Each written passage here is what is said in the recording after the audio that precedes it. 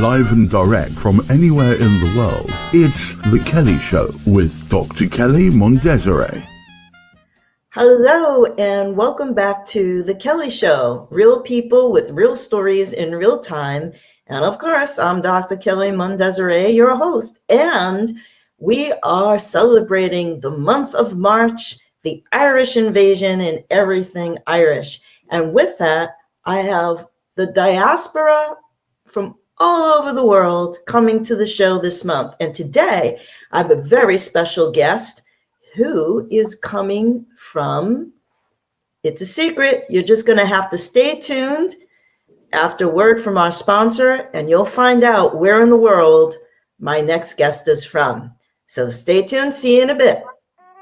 This portion of the show is brought to you by Many Purple Hats, MPH, Vroom! Get noticed online, stand out from the crowd, differentiate yourself from all that white noise. Vroom! Welcome back to The Kelley Show, and this month we are celebrating everything Irish, the Irish invasion, and my next guest is coming to us from Mexico. Mr. Stephen Murray Kiernan is currently the director of the SILATAM, which loosely translates to Yes to Latin America, and that is focusing on consultancy, education, and events. And Stephen is also the head of the Gandhi Mandela Foundation in Latin America. And for the World Bank, he was a senior consultant for university affairs, an assessor of the world's largest mine located in Papua, and the oil industries of India and Nigeria. Interestingly enough, Stephen was project leader to create the African University of Science and Technology and the Gulf of Guinea Institute of Oil and Gas Studies. Now, Stephen has quite the pedigree because most recently, he has also been the Director General of the Marcelino Munoz Foundation in 17 countries. He is the author of 12 books and more than 300 articles. He is a member of the National Academy of History and Geography and the National Legion of Honor of Mexico, and fellow of the World Affairs Council in Washington, has received the following prizes: the National Award of Professional Excellence from the Mexican Senate, the Golden Laurel from the Mexican Chamber of Deputies, and the Pergamino de Oro, the Golden Scroll Award from the state of Oaxaca, for his work in social development, among other recognitions. It is a great honor and privilege to welcome my guest, Mr. Stephen Murray Kiernan. Stephen, thank you for joining us. Welcome to The Kelley Show. See, hello, Kelly. Yes, that state is actually called Oaxaca, but you got it more or less correct. Thank you. A pleasure to be here with you. Good to have the opportunity to speak about my country and another hopefully there'll be an opportunity. Well, let's start from the beginning. Where are you from and where in the world exactly are you right now? Yes, originally I'm from the historic centre of Dublin. Those who know Dublin would know the main street there is called O'Connell Street. And I was born very close to there. The odd thing is, I suppose I do have an Irish accent. I'm not an expert on listening to myself speaking, but the odd thing is that I don't really have such a strong accent as might have happened for somebody coming from that area of Dublin. Someone like the actor Colin Farrell, for example, he comes from that zone. And he's got a very strong Dublin accent. He talks like this. When you talk to me, he talks like this. And I don't have such a strong accent, although obviously now and again there is a very much a Gaelic pronunciation in my English, a special vowel sound or whatever. Yeah, I'm not an expert in phonetics, but it's there anyway. And I'm very proud of it. And when I speak Spanish here in Mexico, people say to me, "You've spent so much time in this country. Why the hell do you still have a strong accent?" And I said, I have an accent in English as well, and it's there with great pride and great dignity because it's part of who the person is, the way they speak. So it's great. So I'm here in Mexico City. And in reality, right now, I'm in the National Academy of History and Geography of Mexico in the Ruth Troll Library. And I'm here for some years now. I was here for about 10 years developing universities, both in Mexico and in Central America. And then I left and went to work, as you mentioned, with the World Bank. And then because I was missing the country, believe it or not, I came back to Mexico. It's one of those things where you project that you're not going to miss a place, and then you leave that place, and then everything south of your logic and your intellect and so on, everything south of that, in other words, from here south, is reacting badly to the loss of the place you were living in, the colors and the atmosphere and the people and so on. So I missed the place, and I came back for good or ill. I came back to Mexico City, obviously with the ability to travel around, but my base is in Mexico City here. Wow. Okay. Well, that's a lot. You have such a pedigree of business consultancy, which is incredible. If anyone looks at Stephen's LinkedIn profile alone, I mean, it's quite something. But you are also a prominent figure in the Irish community in Mexico City. Can you tell me a little bit about the organizations that you've established and how they serve the community? And I want to point out, we have some graphics. Let's start with this. This is the Illustrious Order of St. Patrick. So I'm going to let you talk about what is the flag, the meaning, the cape. Do tell us, and also tell our viewers what your role is. Well, the cape is, the original design is from the 1780s. And the blue color was actually, until the 19th century, it was actually the color associated with St. Patrick up into the 19th century. And then the color became a type of dark green. But up until quite recently, and for many centuries, the traditional color of St. Patrick was a type of light blue, as you can see in the cape. The Illustrious Order of St. Patrick was originally the first incarnation, was established in 1783 in St. Patrick's Cathedral in the medieval part of Dublin. And the thrones, because they're not really seats, they're quite massive wooden seats, effectively they're thrones. They're still there of the original members. So you have the Prince of Wales, the Duke of Leinster, and so on. All aristocrats, by the way, at that time. They were all members of the Illustrious Order of St. Patrick. And the order was originally founded, and it continues to be, with the same philosophy, the same principles, an association of illustrious ladies and gentlemen who do things for betterment of society. Our particular branch of the Illustrious Order of St. Patrick, which in Spanish is called the Illustrious Order of San Patricio, we focus on friendship between Ireland and Latin America, and particularly Mexico. And the reason why we are able to flourish with that relationship is not because so many Irish people live here or who are of Irish descent here, Mexicans of Irish descent. In actual fact, it's because there is a type of love affair among lots of Mexicans towards my country, even though they've never been there. Whatever, there's just some sort of, there's a perfume that attracts them. There is the visual, what they see on the screen and so on attracts them and so on. And we have a photo of. I'm sorry to interrupt. We have a few more photos now. What is the significance of the colors, the red, the harps on the flag? Well, the type of red cross, that's actually the traditional cross of St. Patrick. It's a type of red X. And if you look at the British flag, the United Kingdom flag, it actually has a combination of the crosses of St. George, St. David, St. Andrew, and St. Patrick. And that's why it's got this peculiar, spaghetti junction mix of crosses in it, in the design of the what is called the Union Jack. So we have the cross of St. Patrick there, which is, as I said, it's a red X in the middle of our flag and on the outside of the flag.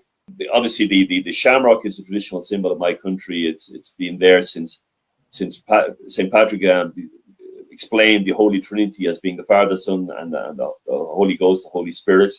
So you have the three leaves in the shamrock. So that's a traditional symbol of my country as well. There are shamrocks all over the place in Ireland. And then you have the harp is another traditional symbol. It's more or less the effectively the national instrument, musical instrument of Ireland, the harp, and it's based on a harp which is actually housed at Trinity College. I'm not sure whether you've ever seen it, Kelly, but it's there in the old what is called the old library. I have seen it actually. Yeah, I have seen it.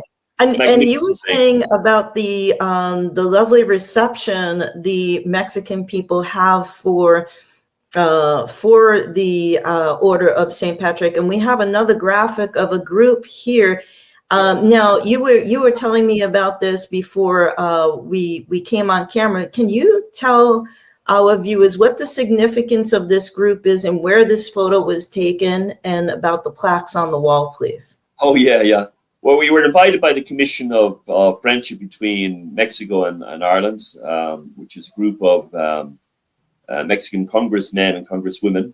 We were invited to visit their parliament, and this is the main auditorium of the lower house of the Mexican parliament.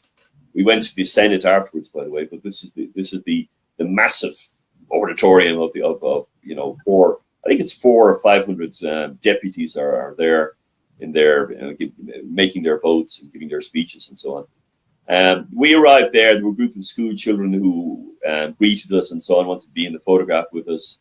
Again, the members you see there are just some of the members in the blue cape, the original blue cape that we have.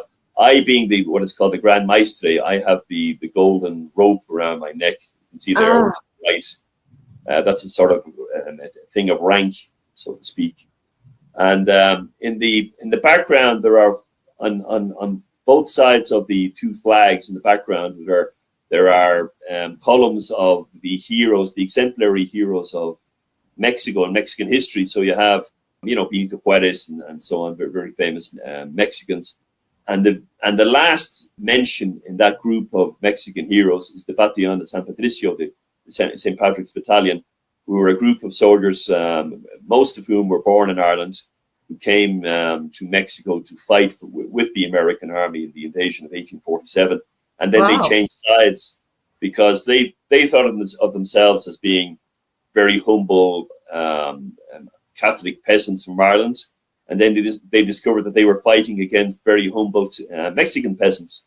So as a matter of this very peculiar personal decision, they changed sides, more or less guaranteeing their deaths, because the Americans were always going to win that war, and they were always going to take their vengeance against traitors. These people who had changed sides during the course of the war. Mm-hmm. And that's exactly what happened. Most of the members of the St. Patrick's Battalion were hanged on the day that the Castillo de Chapultepec fell, which was the main building of Mexican government at that time. In September 1847, they were hanged. At the moment the American flag was sent up, somebody with a telescope, a captain or a colonel or whatever, said, "Right, we've won this battle now. Now execute the prisoners." And wow! That's what we did. Wow! So that there's a great deal of gratitude among Mexican people towards what these people did, very, very selfishly. Wow, that's amazing. Okay, we've got another wonderful photo here of the young people, but we also Irish dancers. There are a number of Irish dance schools here in the country of Mexico. Oh, really? Oh, wow. How about that? And your group very also popular. Does a lot of community work. Okay, we'll get to that. But here's the parade, and tell us a bit about the work you've done to organize the St. Patrick's Day Parade, and tell us what this uniform is that you're wearing in this photo. Yeah, if I could describe the uniform, because it's connected to my comments just now. This uniform is an absolute loyal replica of the uniform which was worn by the captain, the leader of the St. Patrick's Battalion, who's a fellow called John Riley or John O'Reilly. And this uniform was made by a descendant of the first Mexican emperor, Agustin Iturbide, his descendant is a very good friend of ours, a colleague of ours in the Order of St. Patrick. He's called Daniel Sanabria Iturbide, and he made this replica of the uniform. And the flag is the flag which was used by the St. Patrick Battalion, which says Erin Bra, which means Ireland forever, with the harp symbol and so on a green background, with everything golden but with the green background. And this is the start of the parade. I was wearing my sword and my big military boots and so on. And of course, everybody wanted to be in a photograph with me because it's just an extremely interesting personality to be in a photograph with. But right behind us, you can see that the first military zone representatives. These are the elite soldiers of Mexico. There are about, I think there are, as a matter of obligation, they have to be 6 foot tall and taller. I felt I'm 5'10". I felt quite short in the midst of these Mexican soldiers. First time in my life in Mexico, I felt quite a dwarf. And but the army was very, very insistent on sending their best troop of soldiers to be in our parades. And for the last 10 years now, this year we're going to have our 10th parade in Mexico City. Probably we approximate maybe 20,000 people will come. Wow! And we have pipers and Irish dance people and folk music. There are 17 that I know about. There are 17 groups of Irish folk music just in Mexico City, not even talking about Guadalajara and other cities.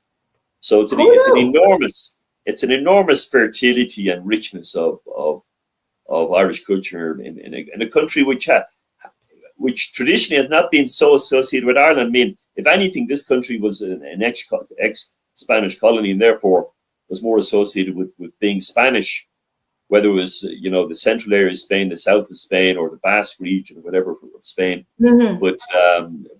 But as I said, for some reason, there's been this wonderful, contagious interest in my country, and this is what has happened. So in our parade, as a matter of half seriousness and half humor, I get up on the stage and I say to people, who are the Irish people here? And normally it's just me and my neighbor, who's the Irish ambassador, and possibly one other person who's shouting 100 yards away in the midst of all this great throng of people. And well, then I say, I'll have to go next year, so you can put another one on your list. Yeah, bring you up on the stage. One hand. Yeah. But talk to me about this fire truck and its significance. This is fantastic. Yeah, this is a place about 40 minutes outside Mexico City called Coyoacac. Relatively humble, very, very giving community. We established a pretty good relationship with them. The fellow in the middle wearing the green T-shirt, right beside me, the dark green T-shirt, not the lighter green T-shirt. Mm. He was the mayor, and he's a member of our Order of St. Patrick as well. And he took it very seriously. He was going to do lots of things in terms of cultivating the Irish-Mexican friendship. And so one of the things was that we participated in the donation of a fire truck or a fire engine to Coyoacac. And we were actually, this is the event of inaugurating the formally giving the keys, so to speak, of the vehicle to the firemen and firewomen there in Coyoacac.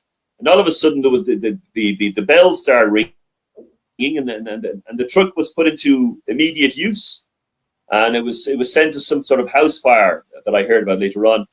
So it was fantastic. I mean, this is not an ornament to be left there to be photographed. This is actually being used all the time and saving lives and protecting property and so on. So it's great. One can do marvelous things, and it's just a case of being aware of opportunities and hopefully just taking advantage of volunteers and so on. It doesn't always require money.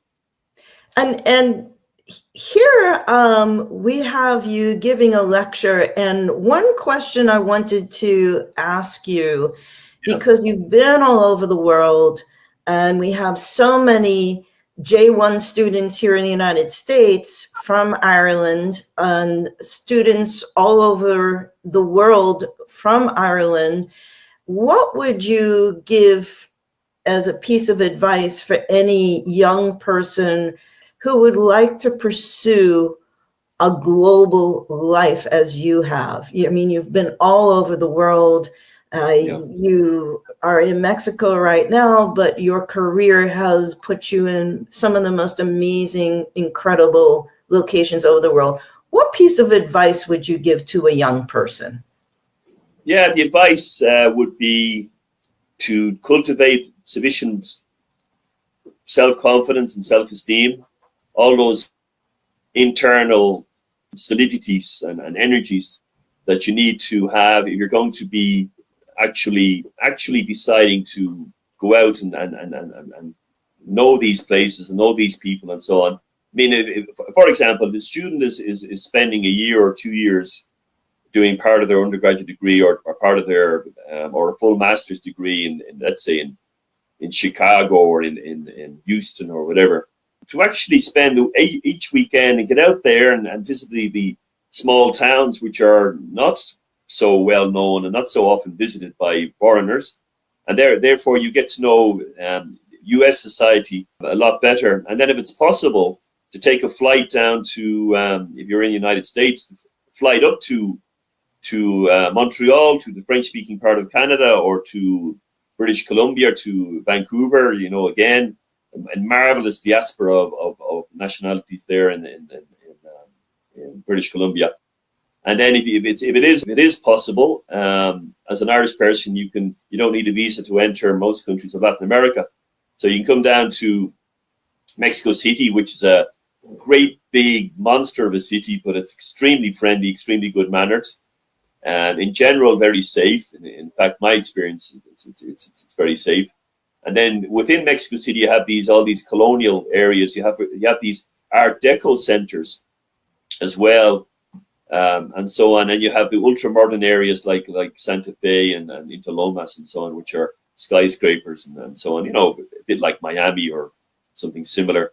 And then outside Mexico City, you have the great colonial cities, the great ex-mining centers of Mexico, which would be Guanajuato and Zacatecas and Morelia and the city of Oaxaca and Tasco and so on, which are wonderfully photogenic and friendly and atmospheric and so on.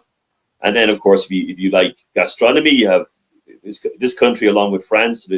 As far as I know, the only two countries which are recognized for their national gastronomies.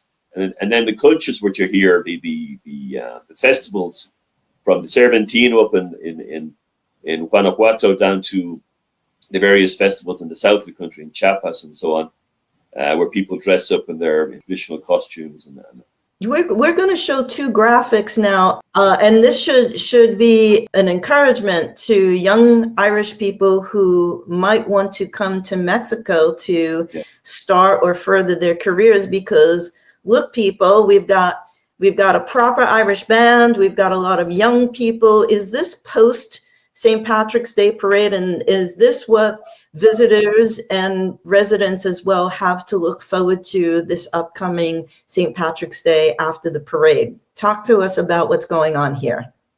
Yes, as you mentioned, Kelly, these are actually activities which take place.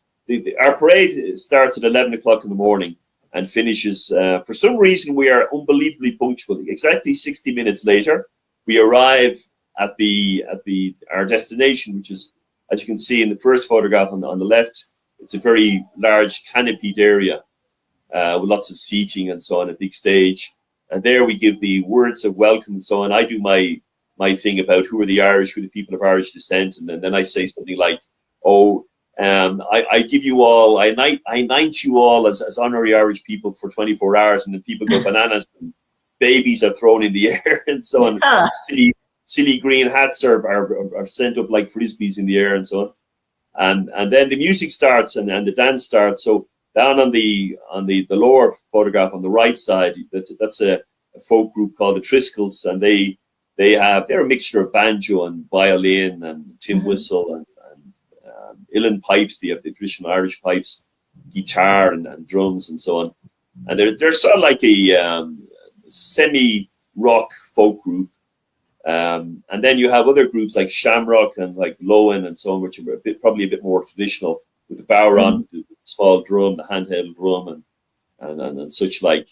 And that goes on from 12 o'clock until, or 12:30 until 6 o'clock, because at 6 o'clock it gets a bit dark. So, and people are running out of steam of dancing so much and so on.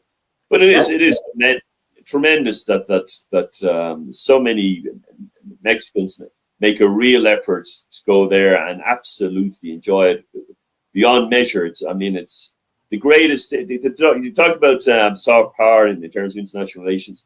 The greatest soft power in the world is this type of thing, where it really is a personal pleasure for individuals to go to a thing like this, and they say, I'm here out of curiosity. What's the music like, or what's the dancing like, and what's the atmosphere like, and what are the little shops of souvenirs and so on? What do they sell and so on? And they stay for hours and hours, and the kids are very happy, and the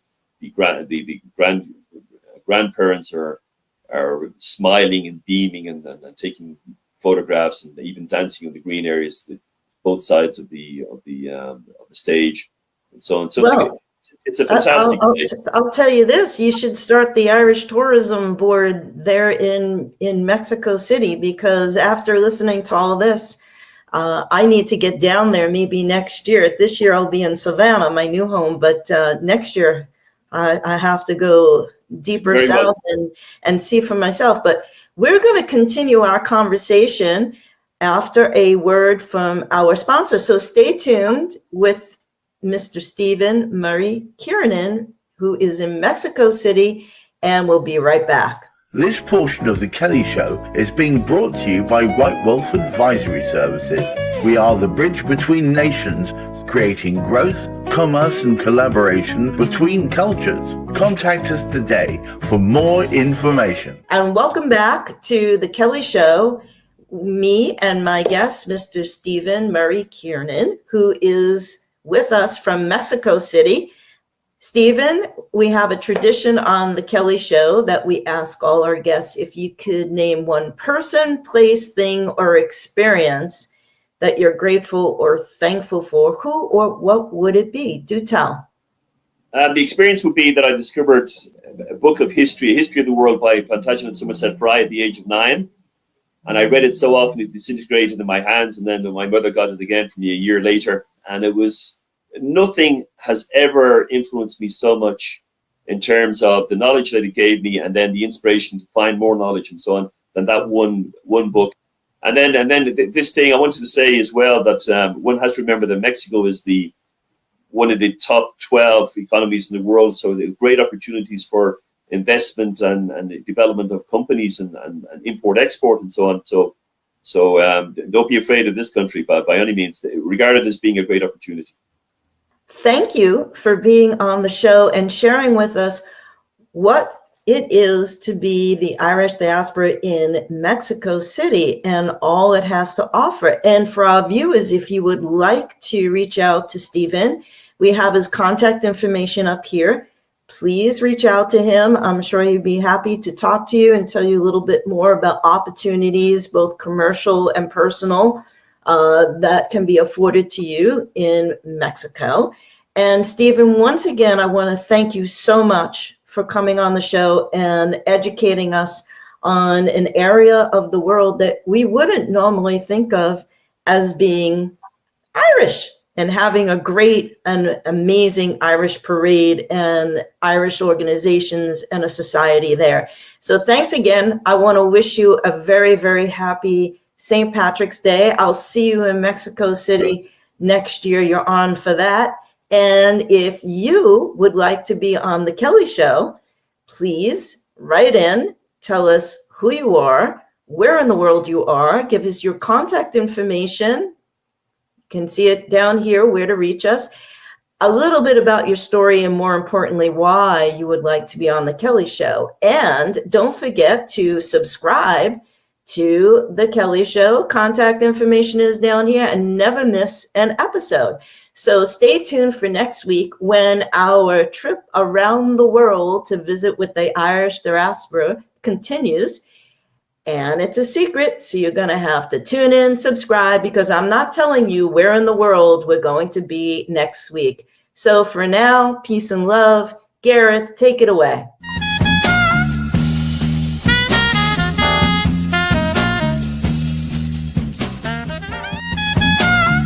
If you would like to be a guest on The Kelley Show, send us an email with your contact information, where in the world you are, and a brief description of the story you'd like to share today.